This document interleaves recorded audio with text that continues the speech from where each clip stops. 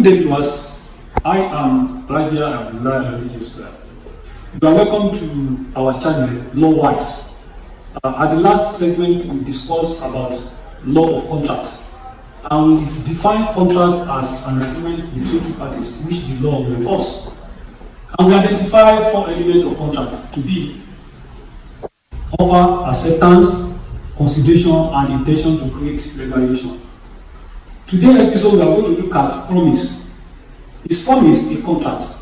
Before we continue, kindly smash the like button and subscribe to our channel so that whenever we upload a new video, you can have access to it. Now let's continue with our discussion. Is promise a contract? Somebody promised to give you something. Has it become a contract? Like people usually say that promise is a debt. Is it really a debt in law? Anyway, I want you to know that the law recognizes promise. And that is why in law, the person making the promise is called promisor, while the person in which the promise is being made is called promisee. So, let's continue. In law, a promise is not enough to constitute a contract. It has to be backed up by other elements of contract. We itemize the element of contract to be offer, acceptance, consideration, and intention to create legal relation.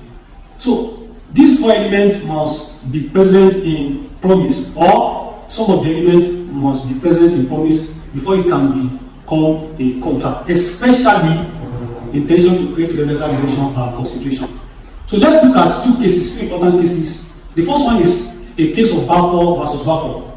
Balfour versus Balfour, they are couple, and the husband promised his wife that he was going to send certain amount of money to her while he was away. But the husband could not fulfill this promise, and the wife decided to sue him to court.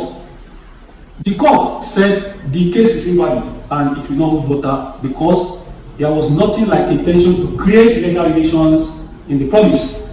So another case, which is a contrast with the one we have just mentioned now, is the case of Cali versus Carbolic Smoke Bulb Company. In this case, the Carbolic Smoke Bulb Company is a company that produces a medicine, and they produce a medicine that they claim that will cure influenza.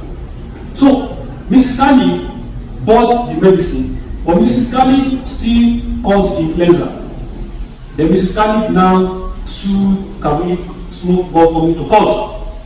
The court said that the case is valid because the advertisement made by Carbolic Smoke Bulb Company is an offer, and Mrs. Cali purchasing of that product is an acceptance, and the expression by the Carbolic company that the product will cure influenza is an intention to create legal relation. In this manner, the court held that the case is valid and the judgment was passed in favor of Mrs. Cali. If you look at the summary of what we have just said, in the first instance of Balfour versus Balfour, there was no intention to create legal relation, nor was there any consideration.